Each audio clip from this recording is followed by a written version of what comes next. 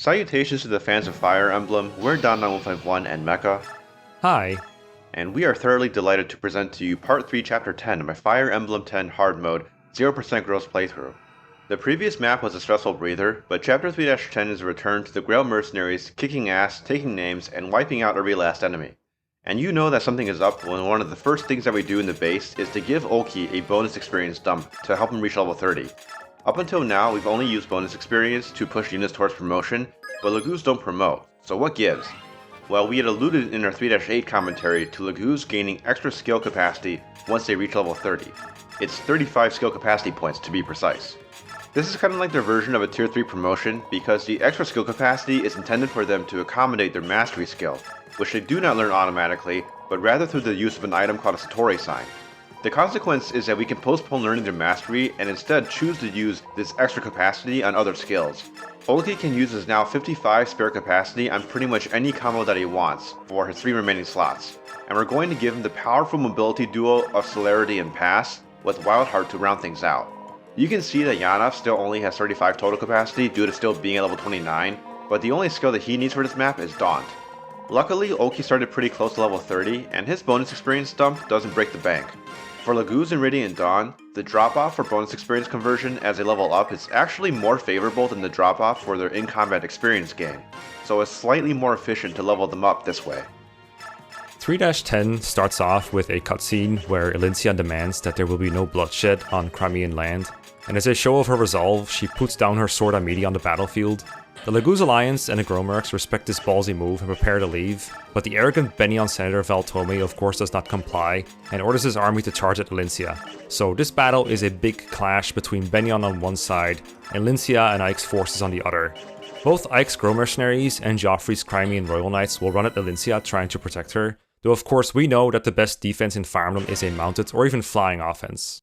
So, we have done stat checks before in this run, but in 3.10 we're doing a lot of stat checks. They take up a minute of this video. First of all, we check the speed of some paladins to make sure that Titania can double them. For a fun bit of trivia, usually the ex-paladins and ex-generals as well will have lower speed than enemies of the same class. These differences are often too slight to notice in a gross playthrough, but it turns out that if your units don't gain stats through level ups, these small stat gaps can have a huge impact when you're trying to one-round these enemies. There are 11 other enemies we check to see whether they will target Ulki over Janaff. The best indicator for what they will do is their hit rate. The rules for their targeting priority are impossible to explain, and by that I don't mean I don't think you'll understand it if I explain or that I'm so bad at explaining. It's just Don has a list that he showed me that made no sense whatsoever. It has cutoffs like 144 hit for Steel Lance Halberdier, if it's higher Ulki, if it's lower Janaff, and it just works, it always does. If the enemy stats or biorhythm have too many enemies bound to focus on either Ulki or Janaff, then Don just has to reroll the enemy stat rolls and biorhythm and try again. This is why he does all the preps he can in the base, save the game, and then do a stat check, and only once he's satisfied with the enemy loadout, he starts the chapter. Turn 1 started off with Atelia's low turn count classic, a huge shove Conga line on Racing to launch a refresh target far into the map. This was a way more common occurrence in Path of Radiance than it is in this run, but this chapter is one where Racing using a Laguz Stone on turn 1 isn't optimal because of enemy positioning. We instead have to use a Laguz Stone on each Hawk to get them combat ready right away. No gauge shenanigans here. We need transformed Ulki to rescue transformed Janaff, which puts some unusual demands on our player phase action economy. Using a Laguz Stone disables any subsequent actions, so Ulki can't both rescue and use a Laguz Stone at the same time. That's fine, Titania can donate her action to rescue Janaff, and Ulki can make do with the take. But Hawks also gain several points to their weight stat when they transform, and even though Janaff is a little guy, he's no longer that little when he's transformed, and untransformed Ulki can't carry him. This is why Ulki first needed to half shift, because half shifting does not disable subsequent actions, and once Ulki is carrying Janaff on his back, the game doesn't seem to care that he no longer has the stats to do so when he reverts to use Laguz Stone and full shift. Both of them end up as far as they can go, leaving Racing behind where it looks like he's going to get wrecked by a couple of enemy paladins. But these guys, in addition to the Halberdiers directly east of the starting point, have special AI where they will always go for Elincia if she's available. So taking advantage of their AI is another reason why the Shove Conga was the best play.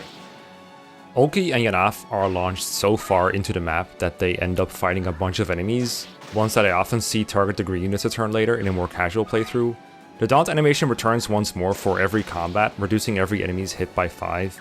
A couple of enemies will always attack one hawk over the other regardless of stat variation, like there's 2 swordmasters, and one of them can only attack Ulki due to positioning, but the other one has a choice between either of them. Then there's a bishop that will always attack Janaff, but the 11 enemies that we checked earlier are more on the fence on which hawk they want to target, and Daunt nudges them in the correct direction for our plans. Overall, what we want is a mostly even split, slightly favored towards Janaff, since Ulki has to reserve a bigger portion of his gauge for later. It's also slightly better for halberdiers to target Janaff, since Ulki doesn't reliably 2-hit KO them even with S-rank strike. But if either of them sees too many enemies, then there's a chance that they will untransform before the battle is over, or even at the end of this turn if they end up seeing significantly more combat than we want. Working around their limitations like this is why you usually see a Bjork carry LTCs, because with a unit like Haar or Titania, these kinds of minutiae are unnecessary. They just kinda need to promote, hit his speed benchmark for doubling, then their high strength and access to forge once to range does the rest. Whereas the Lagoos can never really rest on their laurels in this run.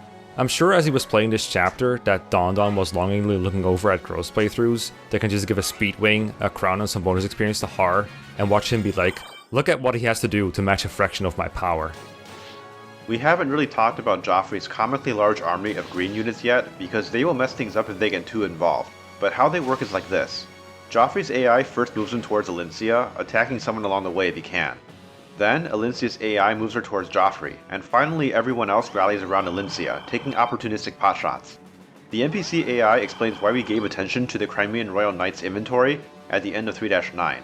They only know how to trade vulneraries, so whatever weapons they have is what they will use.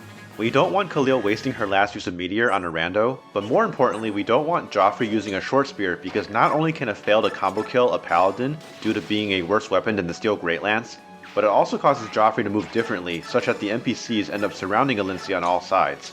And we don't want that because there is still one halberdier left alive in that area with a special AI whom we need to distract away from Rayson. We also don't have enough combat resources to kill that halberdier before the end of the chapter, so it's up to the green units to kill him like a swarm of insects. In casual playthroughs, the NPC AI causes them to become a slow-moving mass of mediocre combat that inches northeast, and is usually less of a headache to beat them to the enemy forces, if only to stop them from being experienced thieves, because that's the worst crime for casual playthroughs. Now that we've routed the center of the map for the most part, there's a large open space between our unit starting positions and a group of stationary enemies in the top right, including the boss. Even though we would like Ulki and Janaff to kill everything there for strike rank, they don't have enough actions to do so, especially since they need to huff some grass. That is why Raisin can act as a bridge between our starting spot and the upper right, which allows Titania to rescue drop Ike over this huge distance in one turn to give us 2 extra attackers for the final group. That leaves the Raisin Shoving Committee to work on the group at the bottom of the map. There's a funny group of stationary enemies that can all attack a square right in the middle. We throw Gatri in there with a forged hand axe. He's not strong enough to kill them, but we're alright with that since we have 2 turns to kill them.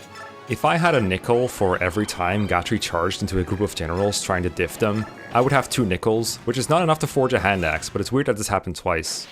Behind that group of 5, there's an annoying group of bishops. They like to heal enemies if we bring down their HP low enough, which the units we have stationed here are prone to doing, and one of them is Purge. So naturally, our answer to these magical enemies is Haar, famous for being a mage killer using his mighty horse slayer.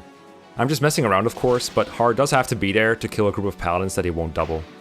So if the Hawk targeting AI stuff so far has not dazzled you, here are some more fun facts on that.